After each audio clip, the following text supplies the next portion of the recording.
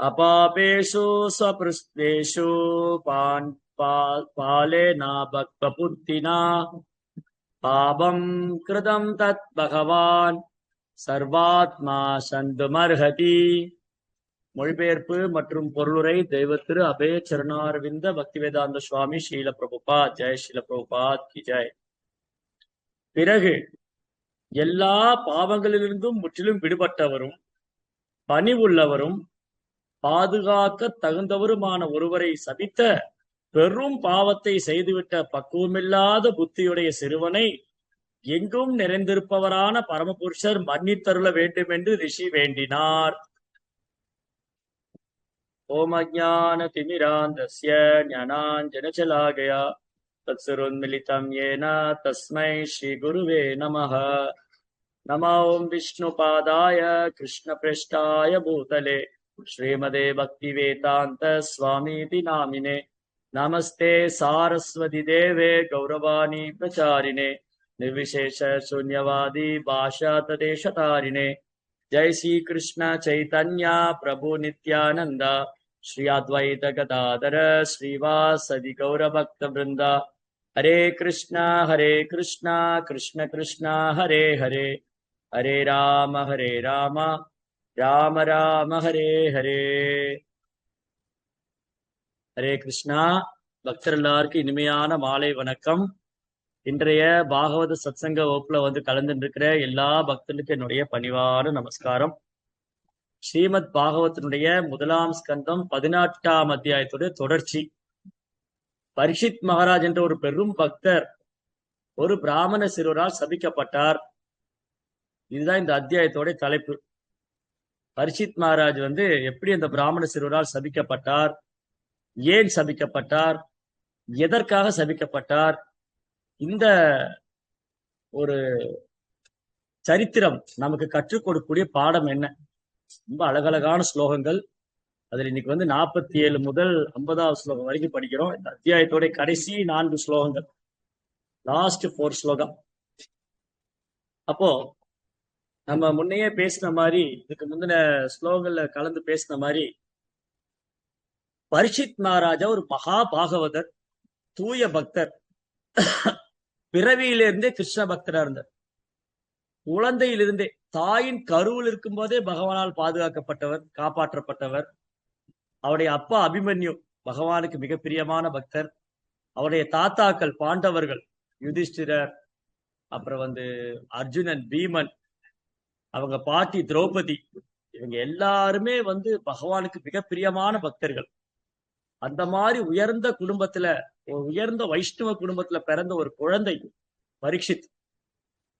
அந்த குழந்தை முதல்ல தவறு செய்யுமா? இந்த மாதிரி ஒரு உயர்ந்த பக்தர்கள் குடும்பத்துல பிறந்த குழந்தை ஒரு தவறு செய்யுமா? ஒரு முனிவர் கழுத்துல செத்து போன பாம்பு எடுத்து போட்டாரு. சமீக ரிஷி, சமீக முனிவர் தவம் செஞ்சுட்டு இருந்த இடத்துல இவர் ரொம்ப தண்ணி தாகத்தோட போனாரு. அவர் கழுத்துல இறந்து போன பாம்பு எடுத்து போட்டார். ஏன்னா முனிவர் தவம் பண்ணிக்கிட்டு இருந்தாரு. இந்த மன்னரை வரவேற்கவில்லை, அவர் உபசரிக்கவில்லை. இதெல்லாம் நம்ம போன எபிசோட்ல படிச்சோம், முந்தைய அத்தியாயங்கள்ல. இப்ப என்ன ஆச்சு? இந்த முனிவர் கழுத்துல இப்படி இறந்து போன பாம்பை போட்டுட்டு மன்னர் திரும்ப அரண்மனைக்கு வந்துட்டார். அவருடைய நடத்தை அவருக்கே வியப்பாக இருந்தது. அடடான இப்படி செய்திருக்க வேண்டாமே, ஏன் இப்படி செஞ்சேன் அப்படின்னு ஆச்சரியத்துல அவருடைய தன் செயலை நினைத்து தானே வருந்தி கொண்டிருக்கிறார். இன்னொரு புறம் அந்த பிராமண சிறுவன், அந்த சமீக ரிஷியின் புதல்வன் ஸ்ருங்கி, அவருக்கு கடும் கோபம் வந்தது. விளையாட்டு பிள்ளை, தெருவில் விளையாடி கொண்டிருந்த விளையாட்டு பிள்ளை கடும் கோபத்தினால் புருவங்கள் உயர்ந்தது, கண்கள் சிவந்தது. தன் தந்தையை அவமானப்படுத்திய அந்த மன்னன் இன்னும் 7 நாட்களில் பாம்பு கடித்து இறக்க கடவாயாக சபித்து விட்டார்.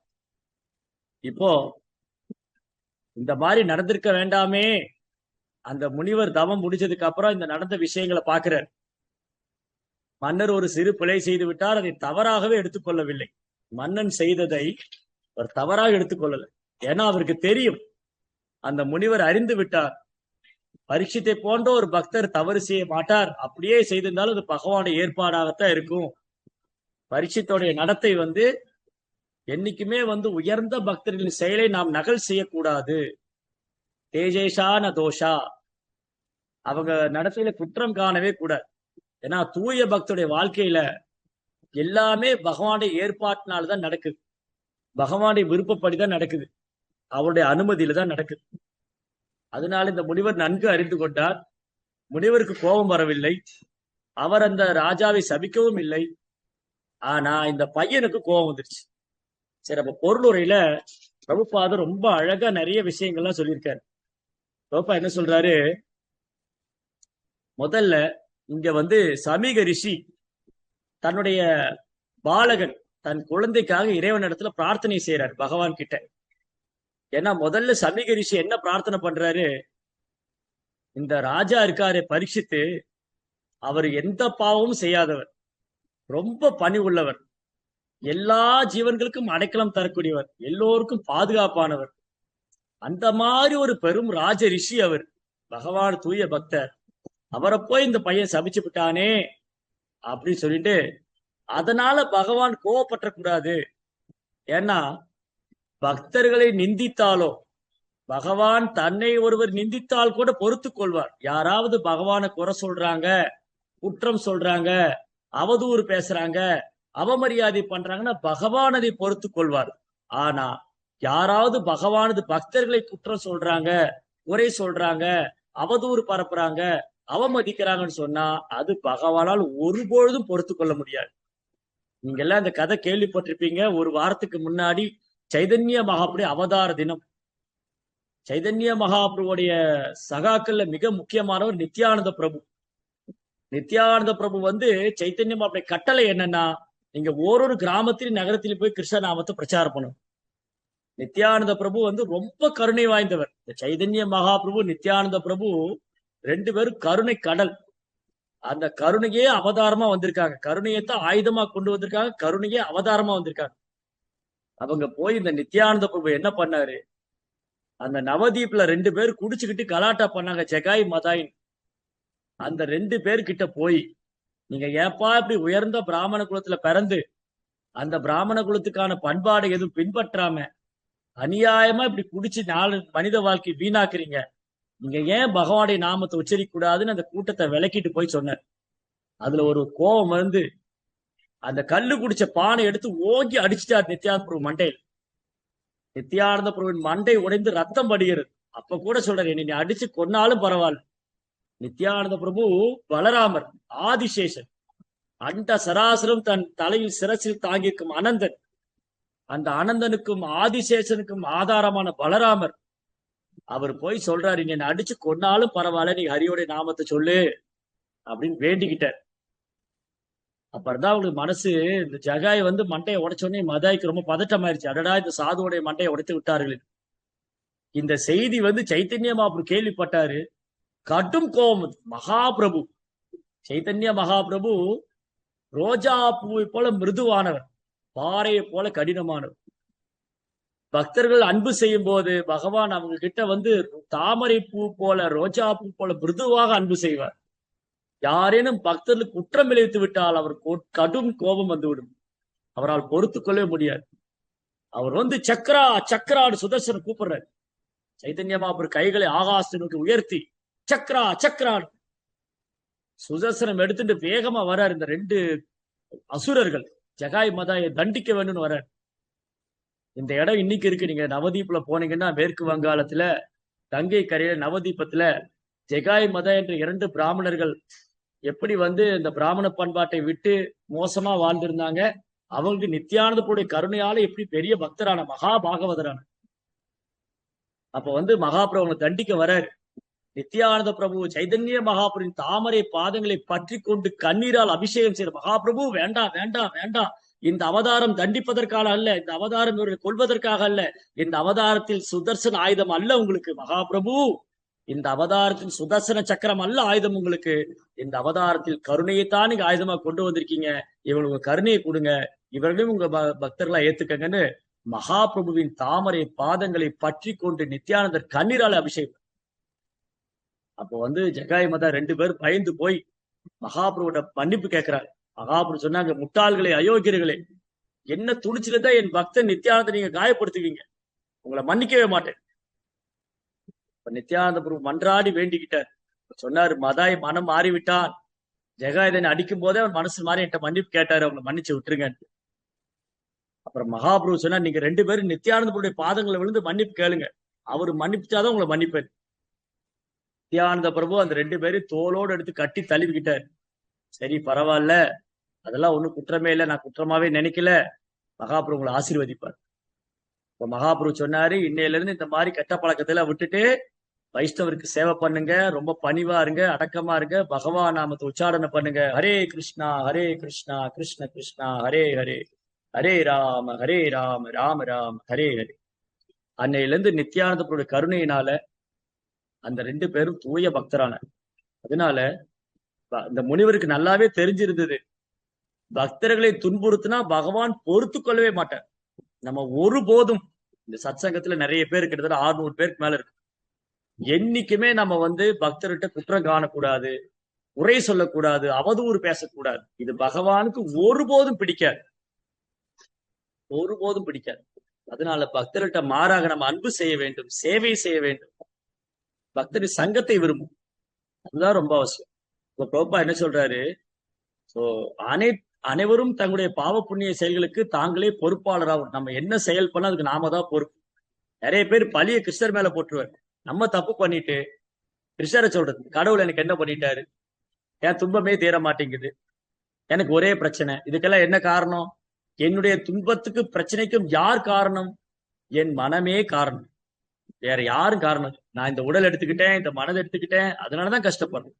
அது கடவுள் மேல பழி சொல்லவே கூடாது, அது அறியாமை. பரீட்சித் மகாராஜா பகவானின் முதல் தரமான பக்தராக இருந்ததால் அவர் எல்லா பாவங்களிலிருந்தும் முற்றிலும் விடுபட்டவராகவும் புனிதமான அரசராகவும் விளங்கினார். எனவே பிராமணர்களால் பாதுகாக்கப்பட வேண்டியவர் என்பதில் சந்தேகமே இல்லை. இத்தகைய ஒரு அரசரை சபித்தது பெரும் பாவத்தை தன் மகன் செய்து விட்டதை சமிக ரிஷி உணர்ந்தார். ஜெகோ, என் மகன் எவ்வளவு பெரிய பாவம் செஞ்சிட்டான், இந்த விளையாட்டு சிறுவன் அறியா பிள்ளை தவறு செய்து தெரியாமல் தவறு செய்து விட்டான், அந்த மன்னனை சபித்து விட்டான், அவர் ஒரு சாதாரண நபர் அல்ல.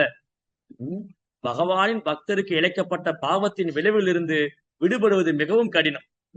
ஆனா இங்க அந்த முனிவர் எப்படிலாம் நினைக்கிறாரு, பிரபுபாதர் பாருங்க ரொம்ப அழகா விளக்கம் கொடுத்திருக்காரு. பிரபுபாதர் சொல்றாரு, சமூக பிரிவுகளுக்கு தலைவர்களாக உள்ள பிராமணர்கள் தங்களுக்கு கீழுள்ளவர்களை பாதுகாக்க வேண்டுமே ஒழிய அவர்களை சபிக்க கூடாது.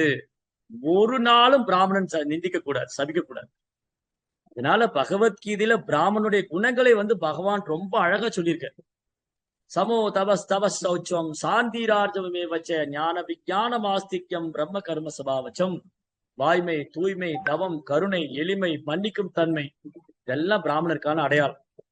ஒரு பிராமணர் எப்பவுமே சகிப்புத்தன்மை உள்ளவராக, பொறுமைசாலியாக, நிதான புத்தி உள்ளவராக, தன்னை உணர்ந்தவராக, சாஸ்திர அறிவு உள்ளவராக, அதை நடைமுறையில் பின்பற்றக்கூடியவராக இருக்கு. இந்த குணங்களால ஒரு பிராமணர் அறியப்படுறார். அதனால இந்த பையன் அவங்க அப்பாவுக்கு எவ்வளவு மெச்சூரிட்டி இருக்கு.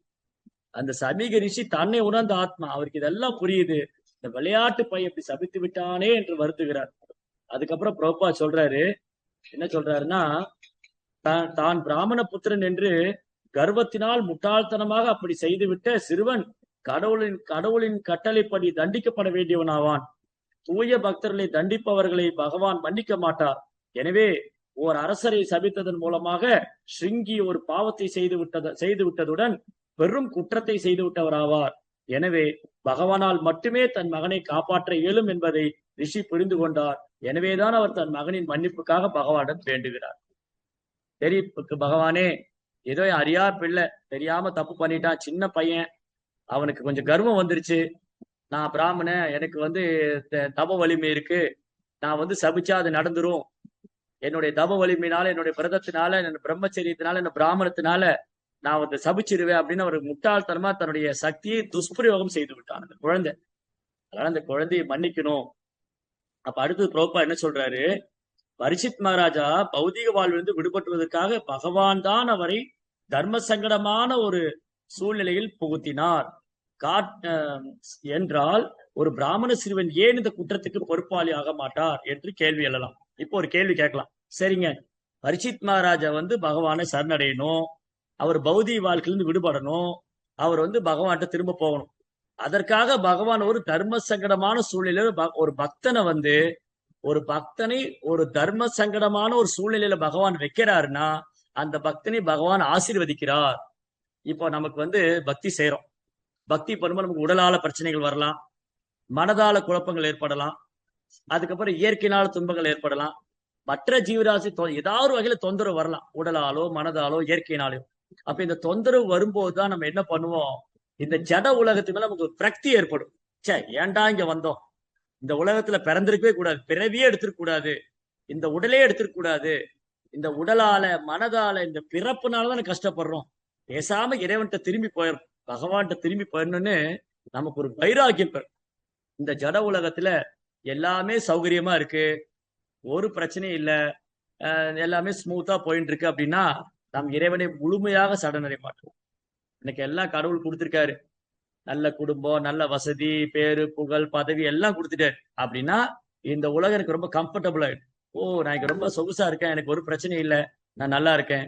ஆனா பக்தர்களுக்கு தொந்தரவு வரும்போது என்ன பண்ணுவாங்க, ஓ ஆபத் பாண்டவா, அநாத ரட்சகா, கேசவா, நாராயணா, மாதவா, கோவிந்தா, பாகி பாகின்னு கையை உயர்த்து. அப்போ பரீட்சித்த இந்த உலகத்துக்கே சக்கரவர்த்தியா இருந்தாலும் அவருக்கு ஒரு தர்ம சங்கடமா நிலையில பகவான் வச்சுட்டார். அது எதுக்காகனா அவர் பகவான்கிட்ட திரும்ப அவர் அழைச்சிக்கிறதுக்காக. சரி, அப்படி இருக்கும்போது ஒருத்தர் கேள்வி வரலாம், அதுக்காக இந்த பையன் சபிக்கணும், இந்த சின்ன பையன் போய் அதுக்கு காரணம் ஆயிட்டானே, அந்த சின்ன பையன் போய் அந்த மன்னரை சபிச்சிட்டானே, அதுக்கு அவனுக்கு என்ன தண்டனை அப்படின்னு ஒரு கேள்வி வரலாம். அவன் தண்டிக்கப்படுவானே அப்படின்னு ஒரு கேள்வி வரலாம். அதை கேட்டுட்டு இந்த சிறுவன் கோப்பா என்ன சொல்றாரு, ஒரு பிராமண சிறுவன் ஏன் இந்த குற்றத்துக்கு பொறுப்பாளி ஆக்கப்பட்டார் என்ற கேள்வி எழக்கூடும். இதற்கான விடை என்னவென்றால், குற்றம் புரிந்தவர் சிறுவன் என்பதால் அவருக்கு சுலபமாக மன்னிப்பு கிடைத்துவிடும். சரி, ஏதோ சின்ன பையன் தான் பண்ணிட்டான், பரவாயில்ல அப்படின்னு பகவான் அவரையும் மன்னித்து விடுவார். அப்போ இங்க என்ன கிளியரா நம்ம புரிஞ்சுக்கணும்னு சொன்னா, இந்த லீலையில, இந்த பகவானுடைய திருவிளையாடல இந்த லீலையில பரீட்சித்தும் ஒரு கருவி, அந்த பிராமண சிறுவனும் ஒரு கருவி. இந்த பிராமண சிறுவனால் பகவானின் ஏற்பாட்டினால் பரீட்சித் அந்த ஒரு தவறை செய்து விட்டார். அது அவனுக்கு தந்தையார் தவறாக எடுத்துக்கொள்ளல.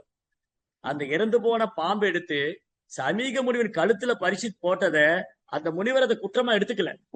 இந்த செயல் இந்த மாதிரி ஒரு செயலை செய்ய பகவான் தூண்டி விட்டார் பரீட்சித்தை. ஏன்னா பரீட்சித் மாதிரி பக்தர் அப்படி செய்யக்கூடியவரும் அல்ல, பரீட்சித்தை போன்ற ஒரு தூய பக்தர் இந்த மாதிரி ஒரு செயல் செய்யக்கூடியவரும் அல்ல. அவர் செய்ய மாதிரி தூண்டப்பட்டார் பகவானால. அதே மாதிரி இந்த பிராமண சிறுவனை சபிக்க வைத்தார். அப்போ இந்த சிறுவன் ஒரு கருவியாக பயன்படுத்திக் கொள்ளப்பட்டார். இவர் சபிச்சாரு, பரீட்சித் ராஜ்யத்தை விட்டு காட்டுக்கு போனாரு, அங்க சுகதேவ் கோசாமியை சந்திச்சாரு, 7 நாள் பாகவதம் கேட்டாரு, நமக்கு எல்லாருக்கும் பாகவதம் கிடைச்சு. அப்போ ஒருவேளை பரீட்சித் இந்த முனிவர் கையில செத்த பாம்பு போடல, அந்த சிறுவனும் பரீட்சித்தை சபிக்கல அப்படின்னு சொன்னா பரீட்சித் ராஜ்யத்தை விட்டுருக்க மாட்டாரு, காட்டுக்கு போயிருக்க மாட்டாரு, அங்க சுகதேவ் கோசாமியை சந்திச்சிக்க மாட்டாரு, நமக்கு பாகவதம் கிடைச்சிருக்காரு. அப்போ நம்ம எல்லோருக்கும் ஸ்ரீமத் பாகவதம் கிடைக்க வேண்டும் என்ற உயர்ந்த நோக்கத்துக்காக பகவான் பரீட்சித்தையும் அந்த சமீக ரிஷியின் மகனான சிருங்கியும் ஒரு கருவியாக பயன்படுத்தி கொண்டார்.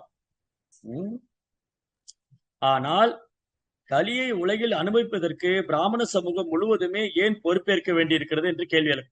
இப்போ கலியினுடைய தாக்கம் என்னன்னா, கலி புருஷனுடைய முதல் தாக்கமே உயர்ந்த வகுப்பினோட வீழ்ச்சி. அப்ப பிரபுபா என்ன சொல்றாரு, ரொம்ப அழகா உதாரணம் கொடுத்திருக்காரு.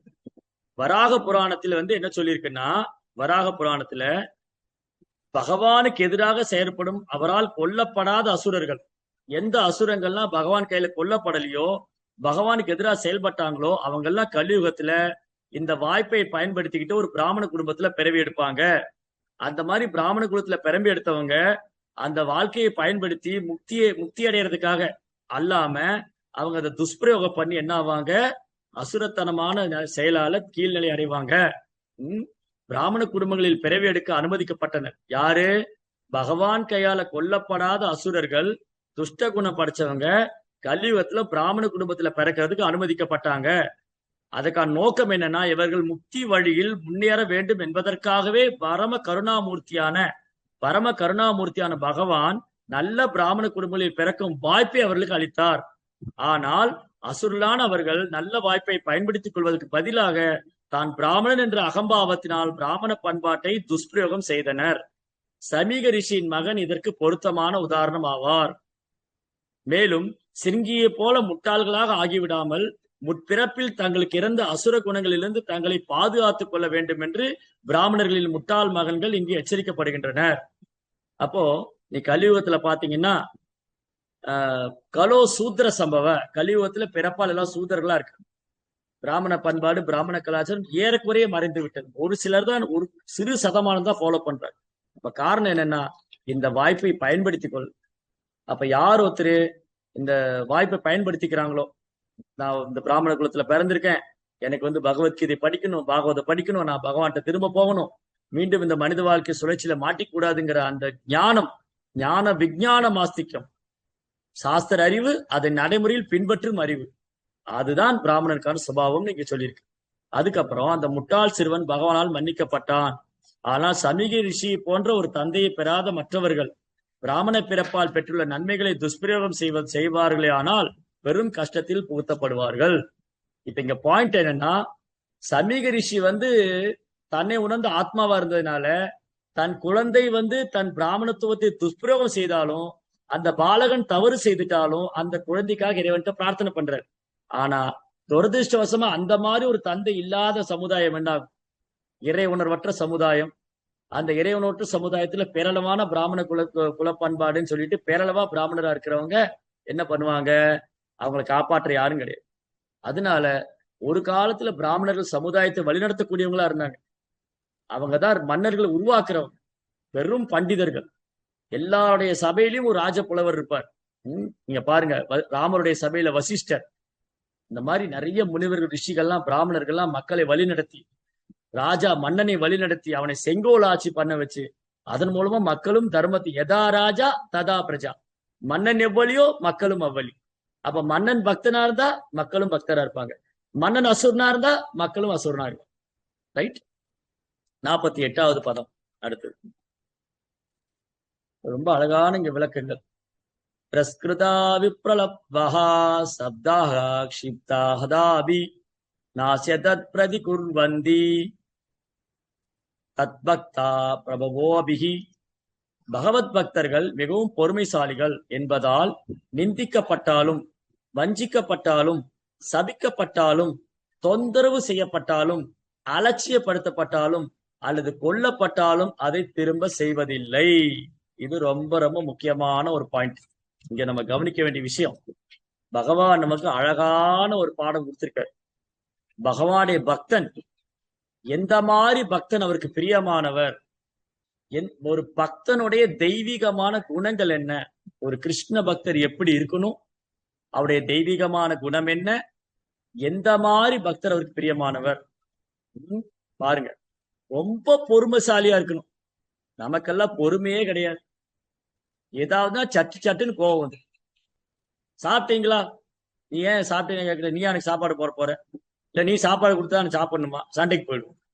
நல்லா இருக்கீங்களா, நான் நல்லா இல்லைன்னா என்ன பாத்துக்குவா போறேன்னு சட்டு சட்டுன்னு கோவம்.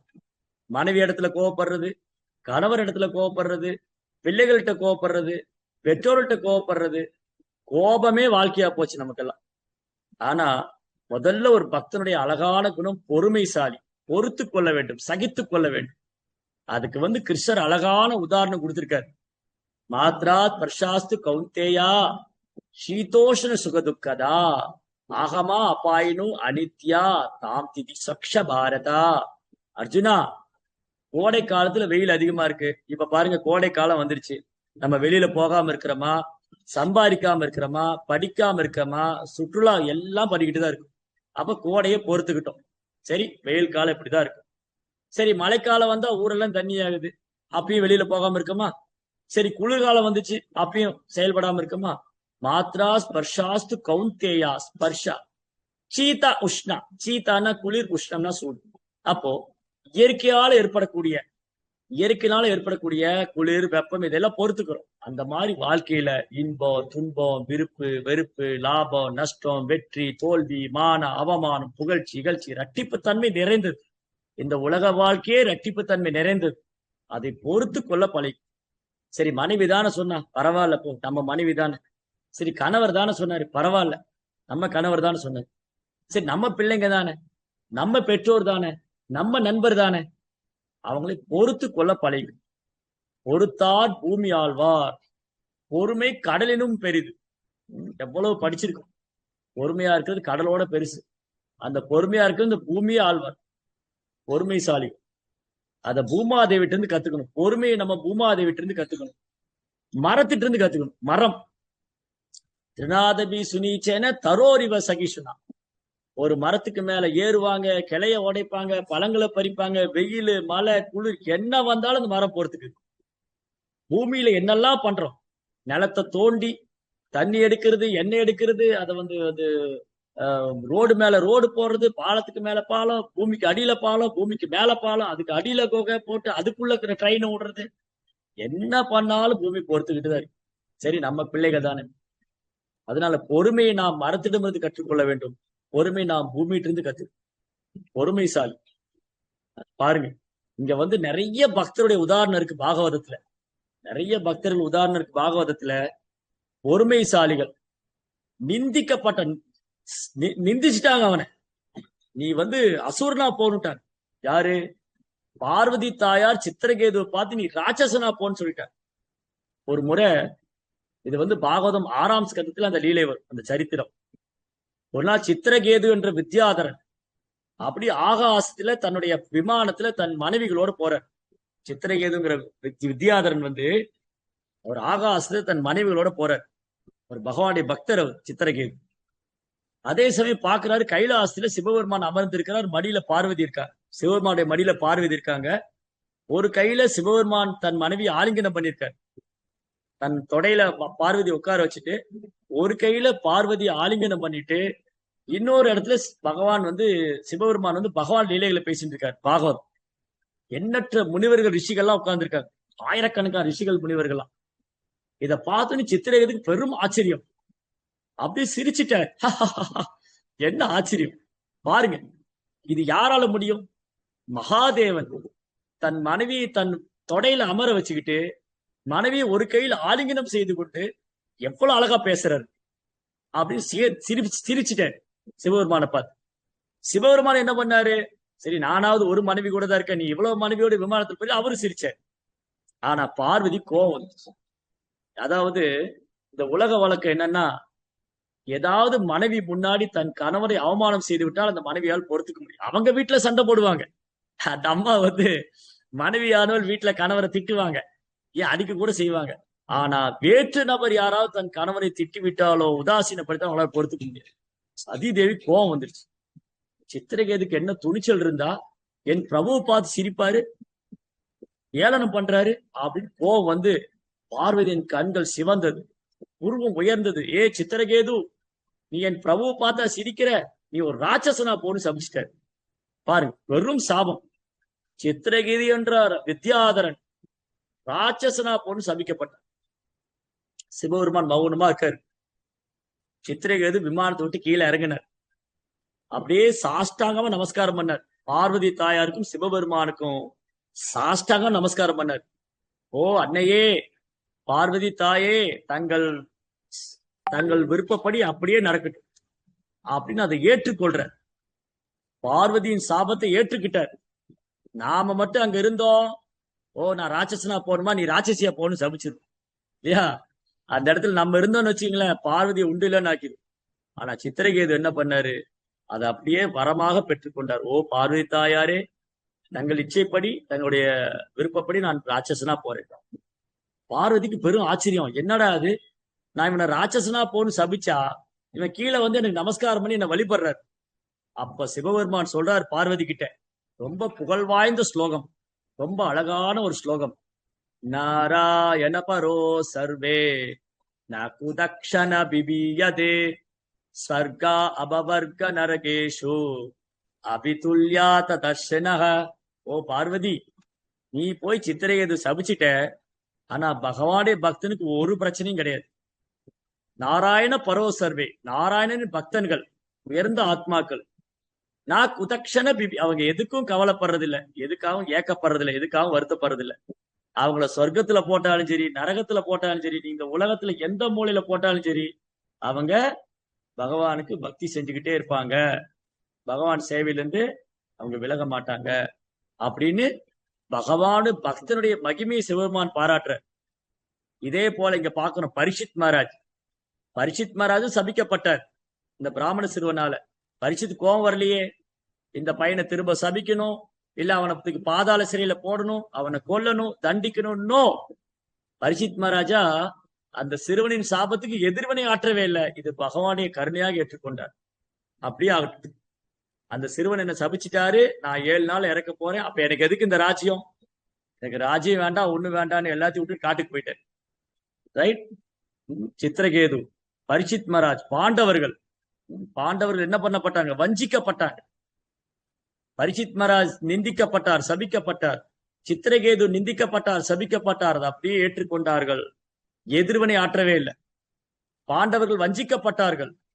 யாரெல்லாம் வஞ்சனை செய்தார்களோ அவங்களோடு நான் சண்டை போட வேண்டுமான்னு அர்ஜுனன் கேட்கிறார். யார் இங்க நிக்கிறாங்க? என் மைத்துனர்கள், மாமன்மார்கள், சகோதரர்கள், குருநாதர், பிதாமகன் ஆச்சாரியன் துரோணர், பிதாமகன் பீஷ்மர், சகோதரன் துரியோதனன், துச்சாசனன், இவங்களை எதிர்த்தா நான் சண்டை போடணும். கிருஷ்ணா வேண்டாம், இந்த யுத்தமே வேண்டாம்.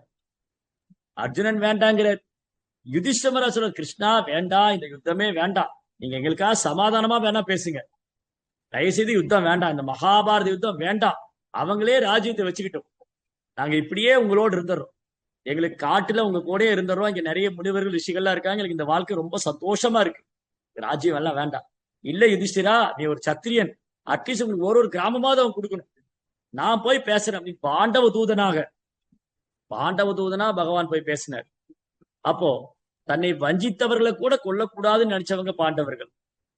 திரௌபதியின் 5 மகன்கள் தூங்கி கொண்டிருந்த போது அஸ்வத்தாமன் கண்டந்துட்டமா வெட்டி எரிச்சு பசுமாக்கிட்டார், எலும்பு கூட மிஞ்சல. திரௌபதி சொன்னாங்க, அவளை மன்னிச்சிடணும், அவனை கொல்லக்கூடாது, பிராமனுடைய பையன், குரு புத்திரன். எவ்வளவு கருணை குணம் இருந்தா, எவ்வளவு மன்னிக்கும் தன்மை இருந்தா, தனக்கு வஞ்சனை செய்தவர்கள் கூட மன்னிக்கணும்னு நினைப்பாங்க. அதுதான் பாண்டவர்கள், அதுதான் பகவானது பக்தர்கள். அவங்க சபிக்கப்பட்டாங்க, வஞ்சிக்கப்பட்டாங்க. பரீட்சித் மகாராஜ் சபிக்கப்பட்டார், நிந்தனைக்குள்ளானார். சித்திரகேது சபிக்கப்பட்டார், நிந்தனைக்குள்ளானார். பாண்டவர்கள் வஞ்சிக்கப்பட்டாங்க. பிரகலாதன் பெரும் தொந்தரவு காலான். சொந்த அப்பாவே அசுரன் எதிரி ஆயிட்டார். இந்த குழந்தை என்ன தப்பு பண்ணாரு?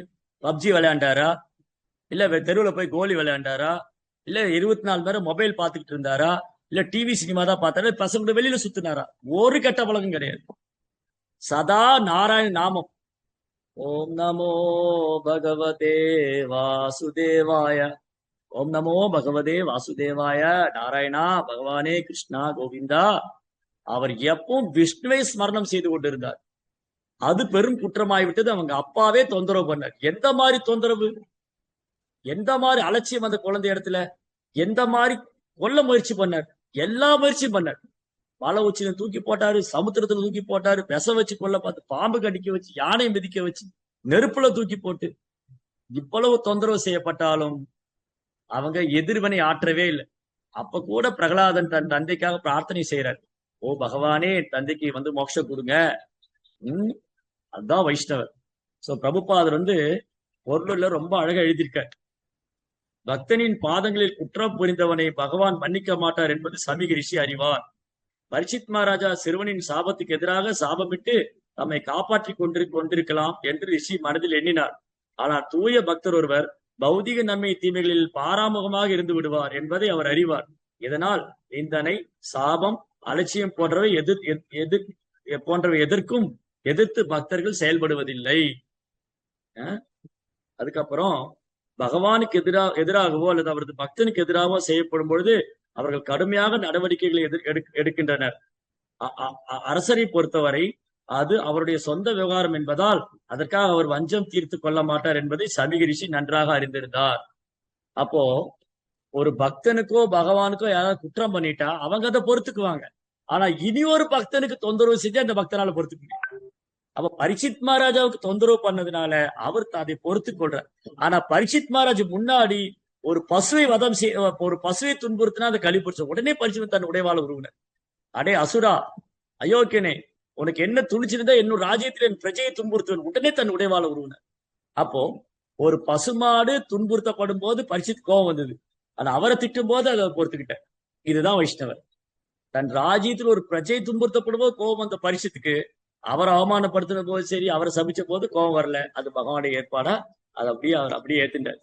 அதுதான் ஒரு தூய பக்தருக்கான அடையாளம். அப்புறம் இவ்வாறாக பக்குவப்படாத சிறுவனுக்காக பகவானிடம் முறையிடுவதை தவிர வேறு வழி இல்லை.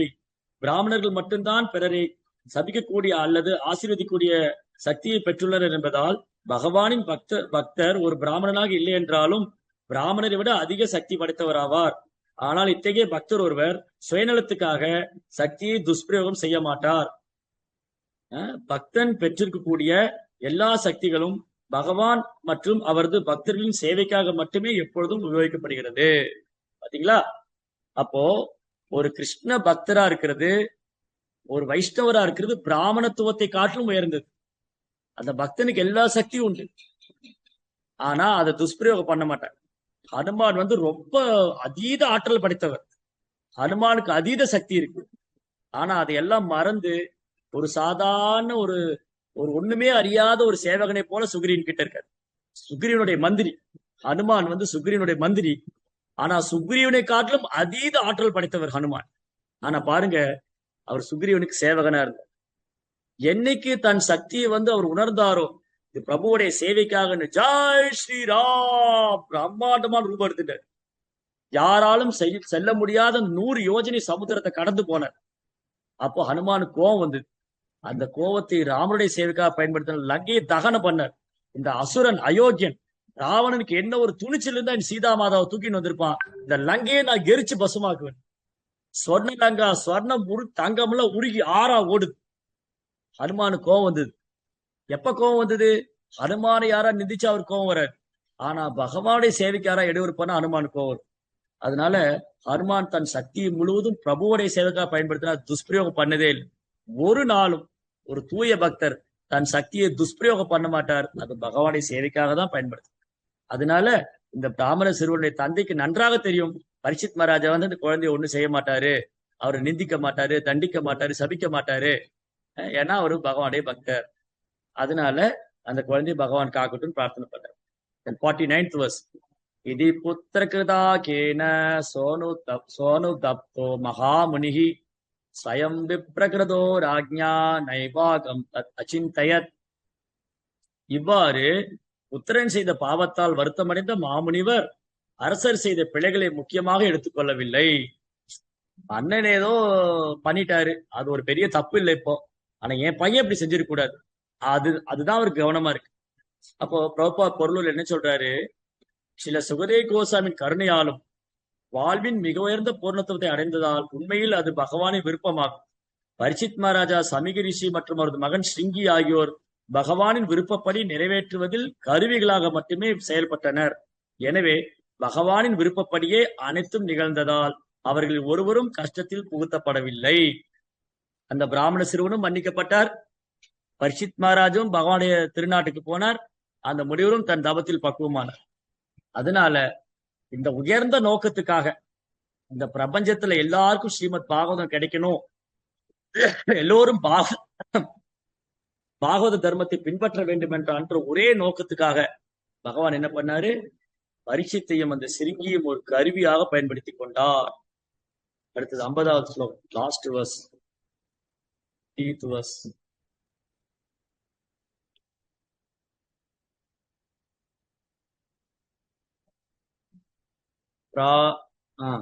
प्रायसः सदवो लोके परैर् बन्देषु योजिताः न व्यक्तन्ति न कृत्यन्ति पश्यन्ति यदा ஆத்மா அகுணாஸ்ரயः. பொதுவாக ஆன்மீகிகள் உன்னதமான செயல்களில் ஈடுபட்டிருப்பதால் பிறரால் பௌதிக உலகத்தில் உள்ள இருமைகளில் ஈடுபடுத்தப்பட்ட போதிலும் அவர்கள் துன்புறுவதோ அல்லது இன்புறுவதோ இல்லை.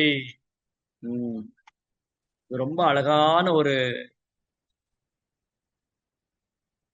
பாடனம். என்னன்னா, இத பகவத்கீதையிலே பகவான் சொல்லியிருக்காரு. 12ஆம் அத்தியாயத்துல பகவான் சொல்றாரு, யார் எந்த மாதிரி பக்தர் அவருக்கு பிரியமானவர். பகவத்கீதையுடைய 12ஆம் அத்தியாயத்துல ஒரு 5-6 ஸ்லோகத்துல சொல்றாரு எந்த மாதிரி பக்தர் அவருக்கு பிரியமானவர். இப்ப நம்ம எல்லாருக்குமே கிருஷ்ணருக்கு பிரியமான பக்தராகணும்னு ஆசை. இப்ப நீங்க கை தூக்க சொன்னா ஒரு 700 பேர் இருக்கிறோம், 720 பேர் இருக்கிறோம். இங்க எவ்வளவு பேர் கிருஷ்ணருக்கு பிரியமான பக்தரானு கை தூக்குனா எல்லாரும் கை தூக்கிடும், எல்லாருமே கை தூக்கி இல்லையா? அப்ப ஆல்ரெடி ஒருத்தர் கை தூக்கிட்டு. ஆனா அதற்கான தகுதிகள் என்ன? எந்த மாதிரி பக்தர் கிருஷ்ணருக்கு பிரியமானவர்? சமச்சத்ருச்ச மித்ரேச்ச ததா மானாபமானயோ ஷீதோஷ்ண சுக துக்கேஷு சமசங்க விவர்ஜிதः துல்லிய நிந்தாஸ்து திருமௌனி சந்துஷ்டோ ஏன கேனசித் அனிகேன ஸ்திரமதிர் யோ மத் பக்த சமே பிரியஹ. எந்த மாதிரி பக்தர் கிருஷ்ணர் பிரியமானவர்? சமச்சத்ருச்ச மித்ரேச்ச. ஒரு பகவான் பக்தனுக்கு, பகவானுடைய பக்தனுக்கு நண்பனும் கிடையாது, எதிரியும் கிடையாது. அவர் யாரு, இவன் என்னோட எதிரி, நான் இவன் கூட சேர்த்துக்க மாட்டேன்னு சொல்ல மாட்டாரு. இவரை மட்டும்தான் எனக்கு, இவரை பிடிக்கும், அவரை பிடிக்காது, இவர் எனக்கு வேண்டியவர் வேண்டாதவர், அந்த மாதிரி ஒருபோதும் கிடையாது. சமச்சத்ருச்சம், 2 பேருக்கு சமம். அவரை வேணா யாராவது பார்க்கலாம். இப்போ யுதிஷ்டிர மகாராஜாவுக்கு வந்து எதிரியே கிடையாது. ஆனா துரியோதன் என்ன நினைச்சாரு? பாண்டவர்களை எதிரியா நினைச்சாரு. ஆனா யுதிஷ்டிரர் எப்படி பாக்குறாரு? அவங்கள தன் உறவினரா தான் பாக்குறாரு. இதுதான் வித்தியாசம். துரியோதன் வந்து பாண்டவர்களை அழிக்கணும்னு நினைக்கிறார். யுதிஷ்டிரர் என்ன நினைக்கிறாரு? அவரை வேற்றுமையே பார்க்கல. அதனாலதான் யுதிஷ்டிர மகாராஜுக்கு இன்னொரு பேரு அஜாத சத்ரு. அவருக்கு எதிரியே கிடையாது. அவர் யாருமே எதிரியா பாக்குறதே கிடையாது. அவர் வந்து யாருமே அவர் வந்து யாருமே எதிரியா பாக்குறது கிடையாது. சமச்சத்ருச்ச மித்ரேச்ச. ஒரு பக்தனுக்கு நண்பனும் கிடையாது, எதிரியும் கிடையாது. அவர் எல்லோருக்கும் சமமானவர். ததா மானாபமானையோ, மான அவமானம் கிடையாது. இப்ப வந்து நான் ஒருத்தரை திட்டேன் இந்த கிளாஸ்ல, என்னங்க உங்களுக்கு அறிவு இல்லையான்னு கேட்டேன். உடனே யாரை பார்த்து கேட்கிறாரு? அவர் எல்லாருக்கும் அறிவு இல்லையான்னு கேட்கிறாரு. அவருக்கு முதல்ல அறிவு இருக்கா? உடனே கோவம் வந்துடும். நம்மளை யாராவது திட்டுனா கோவம் வரும். ஏன்னா என்ன அவமானப்படுத்திட்டாங்க. ஆனா நானே இந்த உடல் கிடையாது, ஆத்மா. அப்ப ஆத்மாவுக்கு எது மான அவமானம்?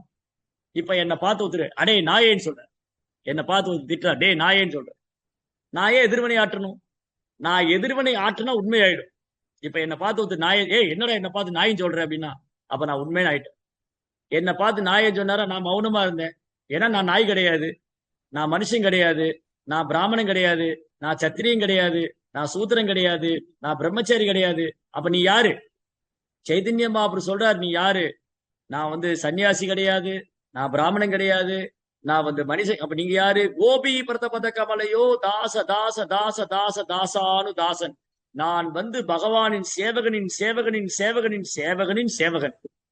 என் கடன் பகவானுக்கும் ஒரு பக்தனுக்கும் சேவை செய்து கிடப்பது. அப்போ ஆன்மா வந்து இந்த ஜட உலகத்தோட சேர்ந்ததே இல்லை. நான் முதல்ல இந்த உடலே கிடையாது. நான் இந்த உடல்னா தான் நான் மனுஷன். நான் ஈரான், அவன் பாகிஸ்தான், நான் ஈரான், அவன் அமெரிக்கா, அவன் வந்து இஸ்லாம், அவன் இஸ்ரேல் இருக்கான், அவன் அங்க இருக்கான், அந்த எண்ணெய் கிணறு எனக்கு சொந்தம். இதெல்லாம் பொய் அகங்காரம். ஈசாவாசம் இதம் சர்வம். அனைத்து வளங்களும் இறைவனுடையது, அனைத்தும் இறைவனுக்கு சொந்தமானது. அவர் பிள்ளைகள் நாம் பகிர்ந்து கொள்ளலாமே தவிர உரிமை கொண்டாடக்கூடாது. ஆனா முட்டாள்தனமா இன்னைக்கு இவன் அந்த நாட்டுக்கார மேல குண்டு போடுறது, அவன் இவன் மேல குண்டு போடுறது, அப்பாவி மக்கள் செத்து போறது, இதெல்லாம் தான் பொய் அகங்காரம். இந்த பொய் அகங்காரத்தினாலதான் விளையக்கூடியது எல்லாமே. அப்ப நான் ஈரான், நான் அமெரிக்கா, நான் தான் வல்லரசு நாடு, நான் அவன் மேல குண்டு, அவன் இவன் மேல குண்டு போடு, இதுதான் பொய் அகங்காரம். அப்போ இந்த பக்தரா இருக்கிறவங்களுக்கு மான அவமானம் கிடையாது. என்ன? சமச்சத்ருச்ச மித்ரேச்ச ததா மானாபமானையோ சீதோஷ்ண சுக துக்கேஷு. வாழ்க்கையில் அவர்களுடைய இரட்டிப்பு தன்மையை பொறுத்துக் கொள்வார். சம சீதோஷ்ண சுகுதிக்கு சம சங்க விவர்ஜிதா. பக்தர் அல்லாத சங்கத்திலிருந்து விலகி இருப்பார். துல்லிய நிந்தா ஸ்துதிர் மௌனி. அவர் முன்னாடி வந்து அஜோ பிரபு உங்களை மாதிரி யாருமே இல்ல, உங்களை மாதிரி பக்தி பண்ண முடியாது, நீங்க அப்படி இருக்கீங்க இப்படி இருக்கீங்க சொன்னா அவர் அதுல மயங்கவே மாட்டார். நமக்கெல்லாம் அப்படி சொல்லிட்டாங்க, தலைமையில ஒரு ஐச தூக்கி வச்ச மாதிரி அப்படி குழு குழு குழுன்னு ஆயிடும். உள்ளுக்குள்ள அப்படியே சந்தோஷம், பாத்தீங்களா என்ன நல்லா புரிஞ்சுக்கிட்டாங்க. ஆனா வெளியில என்ன சொல்லுவோம், சேச்சா அப்படி எல்லாம் ஒண்ணு இல்லைங்க, அதெல்லாம் ஒண்ணும் இல்லைங்க, நான் ஏதோ. ஆனா உள்ளுக்குள்ள எப்படி இருக்கும்? ரொம்ப சந்தோஷமா இருக்காரு, நான் இப்ப நல்லா புரிஞ்சுக்கிட்டேன், என்ன வந்து நல்லா புரிஞ்சுக்கிட்டாங்கன்னு உள்ளுக்குள்ள இருக்கு. வெளிக்குள்ள வந்து அப்படி எல்லாம் ஒண்ணு இல்லைங்க, நாம சாதாரணம் அப்படின்னு வாயில உதட்டளவுல சொல்லுவோம். உதட்டளவுல வந்து நம்ம வந்து சொல்லுவோம். ஆனா உள்ளத்தளவுல பாத்தீங்கன்னா என்ன புகழ்ந்தாங்க. அப்படி நம்ம முன்னாடி வந்து புகழ்ந்தா, பக்தி சித்தாந்த மகாராஜ் என்ன சொல்றாரு, பிரபுபாடைய ஆன்மீக குரு, சில பிரபுபாதருடைய ஆன்மீக குருவான பக்தி சித்தாந்த சரஸ்வதி தாக்கூர், அவர் சொல்லியிருக்காரு, யாராவது நம்மள முன்னாடி வந்து புகழ்றாங்க அப்படின்னா, அச்சோ பிரபு நீங்க அப்படி இப்படின்னு சொன்னா நமக்கு எப்படி தோணணுமா மனசுக்குள்ள, பன்றியோட மலத்தை எடுத்து மேல பூசுற மாதிரி இருக்கு. நம்மளை யாரா புகழ்ந்தா எப்படி இருக்கணும், பன்றியோட மலத்தை எடுத்து நம்ம மேல பூசின எப்படி, அந்த மாதிரி ஒரு அருவருப்பாக இருக்க வேண்டும். அதை வெறுக்க வேண்டும். துள்ளி நின்றா ஸ்துதிர் மௌனி, அப்படியே மௌனமா அங்கிருந்து போயிடும். ஐயோ இந்த புகழ்ச்சிக்கெல்லாம் மயங்கவே கூடாது. அதுக்கப்புறம் சந்துஷ்டா, எதை வச்சு திருப்தியோடு இருக்கிறது. எனக்கு இறைவனோட கருணை எல்லாம் நல்லா இருக்கு, ஒரு பிரச்சனை இல்லை, திருப்தியோடு இருக்கு. சததம் யோகி, எப்போதும் பக்தி யோகத்தை திருட நிச்சயம் உறுதியான மனதோடு பக்தியை செய்வது. அந்த மாதிரி எந்த சூழ்நிலை வந்தாலும் உறுதியான மனதோடு பக்தி செய்யக்கூடிய பக்தன் எனக்கு பிரியமானவன். அத்வேஷ்ட சர்வபூதானாம் மைத்ர கருணையே வச்ச நிர்மமோ நிரகங்கார சமதுக்க சுகக்ஷமி சந்துஷ்ட சததம் யோகி யதாத்மா திட நிச்சய மையற்பித மனோபுத்தி மாமே வைசி அசம்சய. பகவான் என்ன சொல்றாரு, எந்த மாதிரி பக்தருக்கு பிரியமானவர், யாரையும் வெறுக்கிறது இல்லை. அத்வேஷ்டா, துவேஷம்னா வெறுப்பு, அத்வேஷ்டான யாரையும் வெறுக்கிறது இல்லை. சர்வபூதானா மைத்ர, எல்லா ஜீவராசிக்கும் நண்பன். இல்லைங்க எனக்கு மனுஷன் இல்லைங்க எனக்கு மனுஷனு தான் பிடிக்கும், ஆடு மாடு கோழி எல்லாம் பிடிக்காது. நோ. பரீட்சித் மகாராஜா ராஜ்யத்துல ஒரு பசுமாட்டுக்கும் நண்பரா இருக்காரு, எருதுக்கும் நண்பரா இருக்காரு, பிரஜைகளுக்கும் நண்பரா இருக்காரு. சமச்சத்ருச்ச மித்ரேச்ச, அவருக்கு நண்பனு எதிரி ஒண்ணுதான். யாரையும் வெறுக்கல. அத்வேஷ்ட சர்வபூதானா மைத்திர கருணையை வச்ச, எல்லா ஜீவராசிக்கும் உற்ற நண்பன். நிர்மம, நிர்மமனா என்னதுங்கிற பொய்யகங்காரமே கிடையாது. இன்னைக்கு பாருங்க, என்னதுன்னு தான் பொய்யகங்காரம். இது என் கிணறு, என் நாடு, என் வீடு, என் மக்கள், எனக்கு சொந்தம், நான் எனது, இதான் நிர்மம. மம, மமக்காரம்னா என்னுடையது. நிர்மமனா எதுவுமே என்னது கிடையாது, எல்லாம் இறைவனுடையது. நிர்மம. நிர் அகங்காரம், அகங்காரம் துளி கூட கிடையாது. நிர்மமோ நிகங்கார சம துக்க, இன்ப துன்பம் ரெண்டும் ஒண்ணுதான். சுகக்ஷமி, பொறுத்துக்கிறார். சந்துஷ்ட சததம் யோகி யதாத்மா திட நிச்சயா மையற்பித மனோபுத்தி, மனம் புத்தி எல்லாம் பகவானுக்கு அர்ப்பணம் செய்து அவருக்காக சேவை பண்ணக்கூடிய பக்தன் பகவானுக்கு பிரியமானவன். இந்த குணங்கள்லாம் நம்ம கிட்ட இருக்கா, இல்லாம இருக்கலாம், ஒண்ணுமே இல்லாம இருக்கலாம், இல்ல குறைவா இருக்கலாம். இதை நாம் வளர்த்து கொள்ள வேண்டும். இந்த தெய்வீகமான குணங்களை வளர்த்து கொண்டால், பரீட்சித்த மாதிரி ஒரு தெய்வீகமான குணம், பிரகலாதத்துக்கு தெய்வீகமான குணம், அப்புறம் சித்திரகேது, சித்திரகேது, பரீட்சித், பிரகலாதர், பாண்டவர்கள், இந்த மாதிரி சரித்திரம் கேட்க கேட்க படிக்க படிக்க அந்த குணங்கள்லாம் அந்த நமக்குள்ள அப்படி வர ஆரம்பிக்கும். அவங்களுடைய அடிச்சுவட்டை பின்பற்றும். அந்த மாதிரி தூய பக்தருடைய அடிச்சுவட்டை பின்பற்றும் போது, அவருடைய சரித்திரம் கேட்கும் போது, படிக்கும் போது நமக்கு ஓ இப்படிதான் இருக்கணுமா, இந்த மாதிரி பக்தரா இருக்கிறதா பகவானுக்கு ரொம்ப பிடிக்குமா, அதெல்லாம் நானும் முயற்சி பண்றேன், நானும் பகவானுக்கு பிரியமான பக்தரா இருக்கேன்.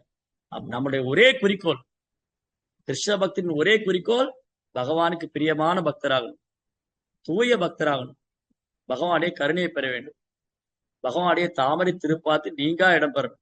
அப்படின்னா இங்க பரீட்சித் மாதிரி ஒரு தெய்வீகமான குணத்தை நாம் வளர்த்துக் கொள்ள வேண்டும். அதுதான் இந்த அத்தியாயங்கள்ல நம்ம படிச்ச அழகழகான பாடம். இந்த மாதிரி பக்தர் தான் கிருஷ்ணருக்கு ரொம்ப பிடிக்கும்.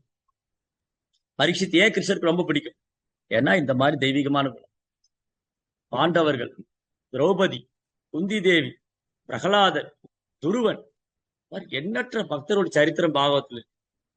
அவங்க எல்லாருமே இந்த மாதிரி இரட்டிப்புத்தன்மையிலிருந்து விடுபட்டவங்க, அவங்க பகவான் மேல அளவில்லாத அன்பு உள்ளவங்க, பூர்ண சரணாகதி பண்ணவங்க. அதனாலதான் பாகவதம் தினமும் கேட்கணும். தினமும் பாகவதம் கேட்கறதுனால புத்தக பாகவதத்தை பக்தர் பாகவதம் கேட்கணும், புத்தக பாகவதத்துக்கு சேவை பண்ணணும், பக்தர் பாகவதத்துக்கு சேவை பண்ணணும். ரெண்டு பாகவதம், ஒண்ணு புத்தர் பாகவதம், பக்தர் பாகவதம். ரெண்டு பேருக்கு சேவை பண்றது மூலமா நம்ம இந்த பொய் அகங்காரம், பொய் கர்வம், அறியாமை இருந்து விடுபட்டு நம்ம பக்தியில முன்னேற்றம் அடையும். பக்தியில முன்னேற்றம் அடைய அடைய நிறைய அனுபவங்களை பகவான் கொடுப்பார். அந்த அனுபவங்களை நாம் வாழ்க்கையில் எடுத்துக்கொண்டு இங்க இங்க இங்க எவ்வளவு அனுபவம் இருக்கு பாருங்க, எவ்வளவு பாடம் அழகழகா இந்த 4-5 ஸ்லோகத்திலேயே எந்த மாதிரி பக்தர் கிருஷ்ணருக்கு பிரியமானவர், ஒரு தூய பக்தருடைய தெய்வீகமான குணம் என்ன, மன்னிக்கும் தன்மை, பொறுத்து கொள்ளும் தன்மை, எல்லாமே ரொம்ப அழகா சொல்லியிருக்கு. இதை நம்ம நடைமுறையில வாழ்க்கையில பயிற்சி பண்ணணும். அதுக்கு சில சோதனைகள்லாம் வரும். நம்ம பயிற்சி பண்ணும்போது பகவான் பரீட்சை பண்ணுவார். ஏன்னா பரீட்சை இல்லாம தெரியாது இல்லையா. ஒரு குழந்தை பரீட்சைக்கு ஸ்கூலுக்கு போனாதான் பரீட்சை உண்டு, ஸ்கூலுக்கு போனாலே பரீட்சை உண்டு. ஏன்பா பரீட்சை வைக்கிறீங்க, குழந்தை கஷ்டப்படுத்துறீங்க கேட்கறது இல்ல. பரீட்சை எழுதினாதான் அந்த குழந்தை நல்ல குழந்தையா இல்லையான்னு தெரியும், நல்லா படிச்சிருக்கா இல்லையா. அதே போல பகவான் நம்மளை பரீட்சை பண்ணுவார். இப்ப நம்ம முடிவு பண்ணிடலாம், ஓகே இந்த கிளாஸ்ல வந்து இன்னைக்கு பாகவத்துல நான் படிச்சேன், நான் பொறுமைசாலியா இருக்கணும், சகிப்புத்தன்மையா இருக்கணும், கோவப்படக்கூடாது, எல்லாத்தையும் அன்பு செய்யணும், என்னை யாராவது கோவப்படுத்தினா நம்ம எல்லாம் தெரிஞ்சுக்கணும். ஆனா சுச்சுவேஷன் பிராக்டிக்கலா வரும்போது டபாட்டு கோபம். அப்ப ஏன்? படிச்சதை பிராக்டிக்கலா அத ஞானம் இருக்கு, நடைமுறைப்படுத்த முடியல. அப்ப நடைமுறைப்படுத்தணும்னா நான் அதுக்கான முயற்சிகள் எடுத்துக்கிட்டே இருக்கு. சரி, ஓகே, இன்னைக்கு நம்ம கிளாஸ்ல கேட்ட கோவப்படக்கூடாது, நாளைக்கு கோவப்பட்டோம், சரி பரவாயில்ல, கொஞ்சம் தோத்து போயிட்டோம், சரி அடுத்த அட்டம்ப்ட், அடுத்த தொடர்ந்து முயற்சி பண்ணிக்கிட்டே இருக்கு. அப்ப பகவான் பாப்பாரு, நம்ம சோதனை பண்றவருக்கு ஆனா முயற்சி பண்ணிட்டே இருக்காரு, ஒரு நாள் கோவத்துல இருந்து அவர் விடுவிச்சிடலாம். ஏதாவது பக்தனுக்கு ஏதோ ஒரு குறை இருக்கு. சில பாருங்க, இப்ப நமக்கு வந்து சிலருக்கு கோவம் வரும், சிலருக்கு பேராசை இருக்கும், சிலருக்கு கர்வம் இருக்கும், சிலருக்கு ஆணவம், இது மாதிரி ஏதோ ஒரு பிரச்சனைகள் இருக்கத்தான் செய்யும். அதுல இருந்து நாம் மீண்டு வர வேண்டும். அந்த பௌதிகமான குணங்கள்ல இருந்து இந்த 3 குணத்துடைய தாக்கம் தான் இதுக்கெல்லாம் காரணம். அந்த 3 குணத்துல நம்ம வெளியில வரணும். அந்த 3 குணத்திலிருந்து வெளியில வரும்போதுதான் நம்ம விஷயங்களை உள்ளவாறு பார்ப்போம். அந்த 3 குணத்திலிருந்து எப்படி வெளிப்படுறது? அதுக்குதான் பகவான் சொல்றார், மாமியச்சோ அபியபிச்சாரேன பக்தி யோகேன ஜஸ்தேவையே சகுணான் சமதீதை தான் பிரம்ம பூயாய கல்பதே. யார் ஒருத்தர் களங்கமில்லாத அன்பு பகவான்கிட்ட செய்யறாங்களோ, அன்பு செய்யறாங்களோ, பக்தி சேவை பண்றாங்களோ, அந்த பக்தனுக்கு பகவான் என்ன பண்ணுவாரு? அவ்யபிச்சாருன்னு பக்தியோக சகுணான் சமதீதை தான், முக்குணத்தையும் கடந்து அவங்க உன்னதமான குணத்தில் நிலை பெறுவாங்க. அப்ப வந்து இந்த உலகமே ஆனந்தமா தெரியணும். பரீட்சித்துக்கு கோவம் வரல, சித்திரகேதுக்கு கோவம் வரல, பாண்டவருக்கு கோவம் வரல, எல்லாத்தையும் பொறுத்துக்கிட்டான். பகவானுடைய அன்புக்காக, சேவைக்காக ஒரு பக்தன் எப்பேற்பட்ட அசோகங்களையும் பொறுத்துக்கிறான். ரைட்? ரொம்ப அழகழகான ஸ்லோகங்கள். அந்த மாதிரி குணம் நமக்கு வரணும்னு சொன்னா நம்ம வந்து ஹரே கிருஷ்ணா மந்திரத்தை வலுவாக பிடித்துக்கணும். அன்னைக்கு பாண்டவர் கூட பகவான் இருந்தாரு இல்லையா? கலியுகத்துல வந்து பகவான் நம்ம முன்னாடி நேர்ல இல்ல, அவர் நாம ரூபத்தில் இருக்காரு. ஹரே கிருஷ்ணா கிருஷ்ண கிருஷ்ணா ஹரே ஹரே, ஹரே ராம ராம ராம ஹரே ஹரே. நாமத்தை நாம் வலுவாக பற்றி கொண்டால் நாமம் அனைத்து கொடுக்கும். நாமம் தெய்வீகமான குணம் கொடுக்கும், நாமம் பகவான் மேல அன்பு கொடுக்கும், பகவானது ஹரிநாமம் நமக்கு வந்து மோட்சம் கொடுக்கும். எல்லாமே பகவான் நாமம் தரும். இந்த நாமத்துல எல்லா சக்தியும் பகவான் வச்சிருக்காரு. அதனால எந்த அளவுக்கு ஹரிநாமத்தை நாம் சிரத்தையோடு ஜபிக்கிறோமோ, நம்பிக்கையோடு ஜபிக்கிறோமோ, உற்சாகமாக ஜபிக்கிறோமோ, அந்த அளவுக்கு நம்ம பக்தியில முன்னேற்றம் அடைவோம். அதுல எல்லா அளவும் சந்தேகம் கிடையாது. அதை வந்து பிரபுபார் அழகா கொடுத்திருக்காரு. வாய்ப்பை நாம் பயன்படுத்திக் கொள்ள வேண்டும். இவ்வளவு நேரம் வந்து பொறுமையா இருந்த பக்தர் எல்லாருக்கும் பணிவான வணக்கம். வாஞ்சா கல்பத்தருவியஸ்ட கிருபா சிந்து தேவச்ச பதீதானா பாவனேபியோ வைஷ்ணவேபியோ நமோ. ஹரே கிருஷ்ண. ஜெய் ஸ்ரீல பிரபுபாத் கி.